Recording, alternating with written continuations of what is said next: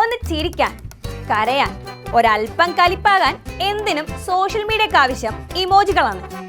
ഇന്ന് ഇമോജികളില്ലാത്ത ജീവിതം വാട്സപ്പ് ഇല്ലാത്ത സ്മാർട്ട് ഫോൺ പോലെയാണെന്ന് പറഞ്ഞാൽ ഒട്ടും അതിശോക്തിയാവില്ല. കയ്യെത്താ ദൂരമകലേക്ക് വികാരങ്ങളെ കൊടുത്തയക്കാൻ ഇമോജികളെക്കാൾ ലളിതമായൊരു മാർഗമില്ല.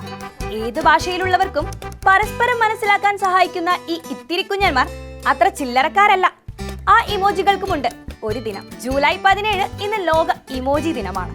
എഴുതി അയക്കുന്ന സന്ദേശങ്ങളിൽ നമ്മുടെ ഇമോഷൻസിനെ ഉൾപ്പെടുത്താനാകില്ലെന്ന വലിയ പരിമിതിയെ ഇത്ര എളുപ്പം മറികടക്കാൻ ഈ ഇത്തിരി കുഞ്ഞന്മാർ സഹായിക്കുന്നു. ചിലപ്പോൾ അത് സന്തോഷമാകാം, ചിലപ്പോൾ ദേഷ്യവും കരച്ചിലും നിസ്സഹായതയുമാകാം. വാക്കുകൾ കൊണ്ട് പറയാനാകാത്തത് അവർ ഒറ്റ ക്ലിക്കിൽ അറിയിക്കും. ഏറ്റവും സിമ്പിളായി കാര്യങ്ങൾ ആശയവിനിമയം ചെയ്യാനുള്ള ഏറ്റവും എളുപ്പമുള്ള മാർഗം. 1999 ഇമോജി ഉപയോഗത്തിൽ വരുന്നത്. ജപ്പാനീസ് ഇന്റർഫേസ് ഡിസൈനറായ ഷിഗേറ്റ്ക കുരീറ്റയാണ് ഈ ഇമോജികളുടെ പിതാവ്. ജപ്പാനിലെ ടെലികോം കമ്പനിയായ NTT.comയിൽ ജോലി ചെയ്യുന്നതിനിടെയാണ് അദ്ദേഹം ഇമോജികളെ കണ്ടെത്തിയത്. സ്മാർട്ട് ഫോണുകൾ ജനകീയമായതോടെ 2010 മുതൽ ഇമോജികളും ജനപ്രിയമായി.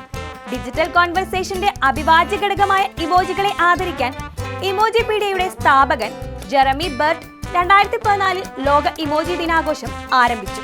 ജപ്പാൻകാർക്കായി 2007 ഐഫോൺ ഇമോജി കീബോർഡുകൾ ഉൾപ്പെടുത്തി. അമേരിക്കൻ ഉപഭോക്താക്കൾക്കും ഇമോജി കീബോർഡ് കണ്ടുപിടിച്ചതോടെ ഇമോജികൾ ലോകത്തേക്ക് തുറന്നുവിടപ്പെട്ടു. പിന്നെ ഇതുവരെ ഇമോജികൾക്ക് തിരിഞ്ഞു നോക്കേണ്ടി വന്നിട്ടില്ല. ഒരു ജപ്പാൻകാരൻ നിർമ്മിച്ചതുകൊണ്ട് തന്നെ ഇമോജി എന്ന വാക്ക് ജപ്പാൻ ഭാഷയിൽ നിന്നാണ് ഉത്ഭവിച്ചത്. പിക്ചർ വേൾഡ് എന്നാണ് ഈ വാക്കിന്റെ അർത്ഥം.